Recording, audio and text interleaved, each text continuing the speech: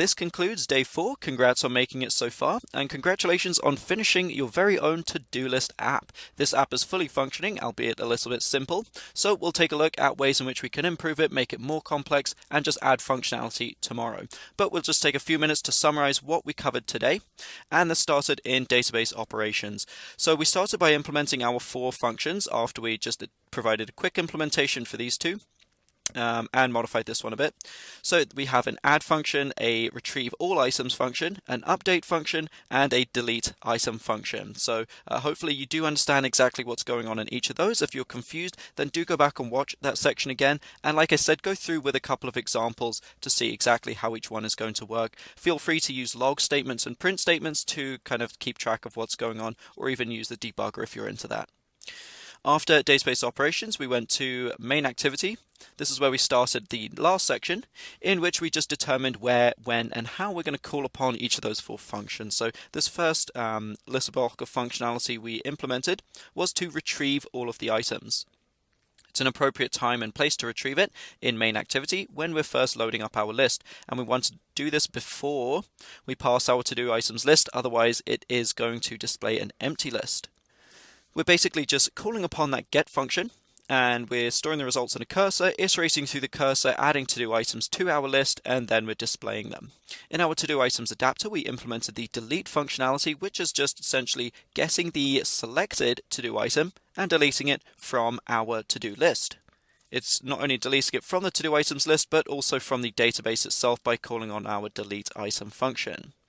In our add item activity, we found a clever way to determine whether or not we're saving or updating an existing item, so saving a new item or updating an existing one, and this is all going on in our save item action. We have to determine a few fields in this if statement block, and we also created a couple of variables up top to help us out.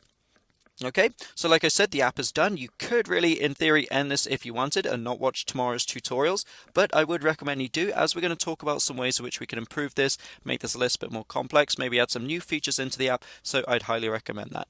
Okay, thanks for watching, hope you enjoyed today, and we'll see you guys tomorrow for our final day.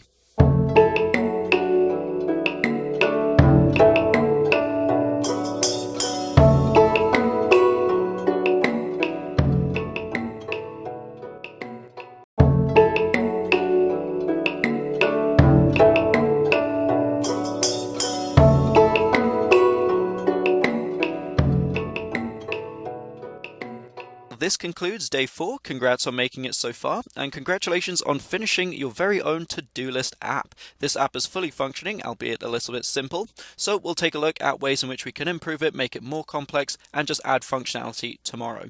But we'll just take a few minutes to summarize what we covered today, and this started in database operations. So we started by implementing our 4 functions after we just provided a quick implementation for these two. And modified this one a bit. So we have an add function, a retrieve all items function, an update function, and a delete item function. So hopefully you do understand exactly what's going on in each of those. If you're confused, then do go back and watch that section again. And like I said, go through with a couple of examples to see exactly how each one is going to work. Feel free to use log statements and print statements to kind of keep track of what's going on, or even use the debugger if you're into that. After database operations, we went to main activity.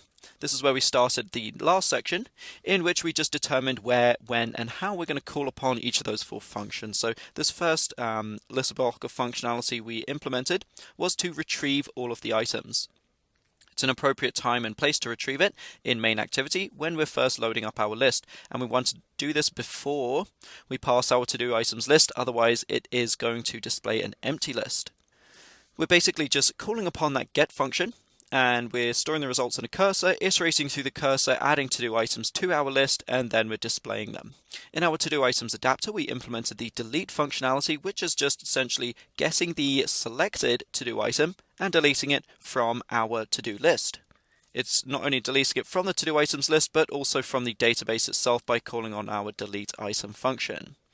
In our add item activity, we found a clever way to determine whether or not we're saving or updating an existing item, so saving a new item or updating an existing one, and this is all going on in our save item action. We have to determine a few fields in this if statement block, and we also created a couple of variables up top to help us out.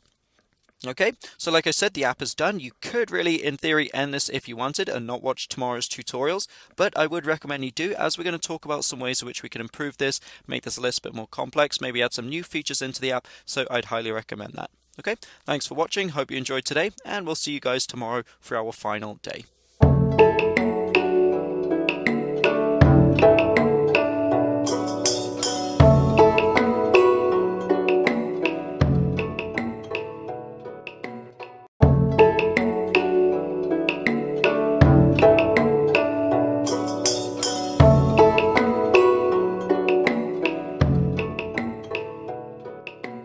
This concludes day 4. Congrats on making it so far, and congratulations on finishing your very own to-do list app. This app is fully functioning, albeit a little bit simple, so we'll take a look at ways in which we can improve it, make it more complex, and just add functionality tomorrow. But we'll just take a few minutes to summarize what we covered today, and this started in database operations. So we started by implementing our 4 functions after we just provided a quick implementation for these two. And modified this one a bit.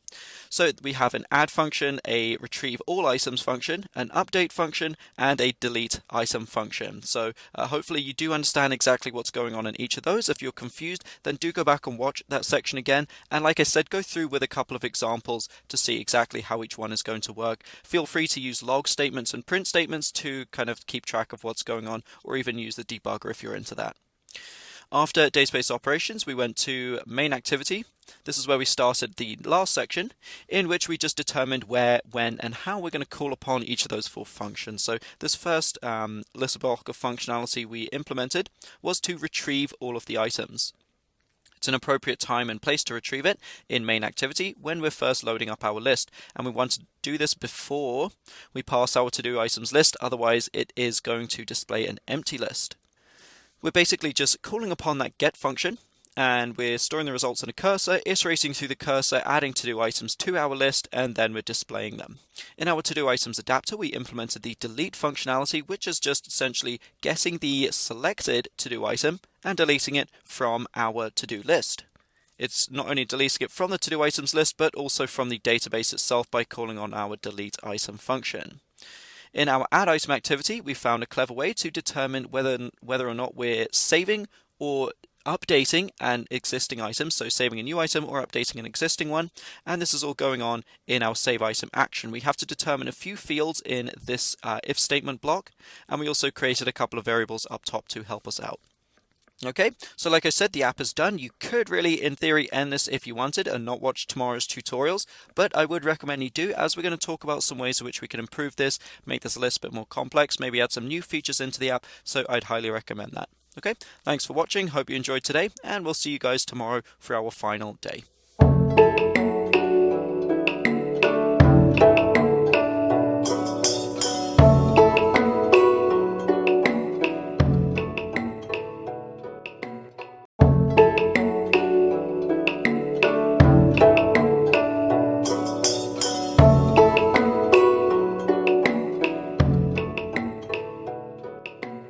This concludes day 4. Congrats on making it so far, and congratulations on finishing your very own to-do list app. This app is fully functioning, albeit a little bit simple, so we'll take a look at ways in which we can improve it, make it more complex, and just add functionality tomorrow. But we'll just take a few minutes to summarize what we covered today, and this started in database operations. So we started by implementing our 4 functions after we just provided a quick implementation for these two.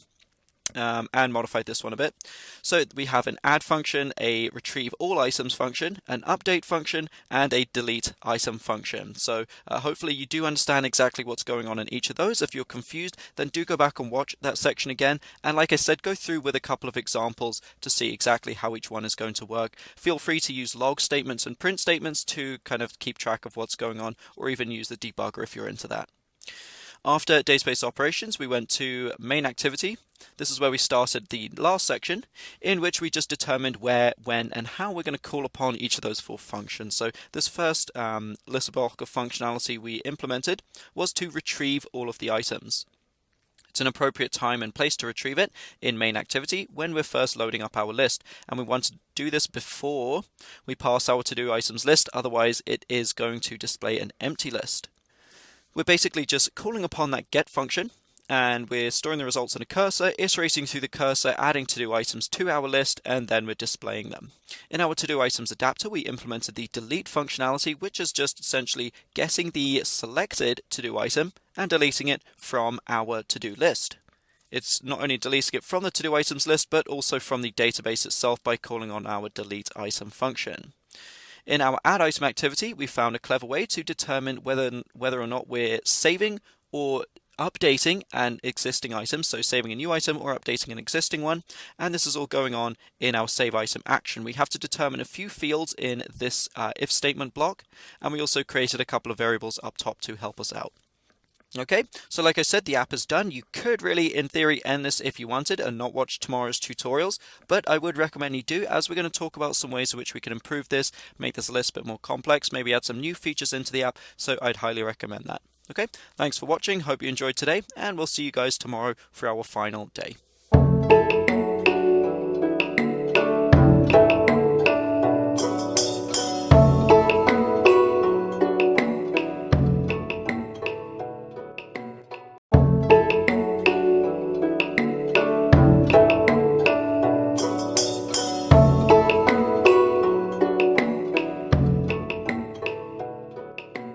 This concludes day 4. Congrats on making it so far, and congratulations on finishing your very own to-do list app. This app is fully functioning, albeit a little bit simple, so we'll take a look at ways in which we can improve it, make it more complex, and just add functionality tomorrow. But we'll just take a few minutes to summarize what we covered today, and this started in database operations. So we started by implementing our 4 functions after we just provided a quick implementation for these 2. And modified this one a bit. So we have an add function, a retrieve all items function, an update function, and a delete item function. So hopefully you do understand exactly what's going on in each of those. If you're confused, then do go back and watch that section again. And like I said, go through with a couple of examples to see exactly how each one is going to work. Feel free to use log statements and print statements to kind of keep track of what's going on, or even use the debugger if you're into that. After database operations, we went to main activity. This is where we started the last section, in which we just determined where, when, and how we're going to call upon each of those 4 functions. So this first little block of functionality we implemented was to retrieve all of the items. It's an appropriate time and place to retrieve it in main activity when we're first loading up our list, and we want to do this before we pass our to-do items list, otherwise it is going to display an empty list. We're basically just calling upon that get function, and we're storing the results in a cursor, iterating through the cursor, adding to-do items to our list, and then we're displaying them. In our to-do items adapter, we implemented the delete functionality, which is just essentially getting the selected to-do item and deleting it from our to-do list. It's not only deleting it from the to-do items list, but also from the database itself by calling on our delete item function. In our add item activity, we found a clever way to determine whether or not we're saving or updating an existing item, so saving a new item or updating an existing one, and this is all going on in our save item action. We have to determine a few fields in this if statement block, and we also created a couple of variables up top to help us out. Okay, so like I said, the app is done. You could really, in theory, end this if you wanted and not watch tomorrow's tutorials, but I would recommend you do, as we're going to talk about some ways in which we can improve this, make this a little bit more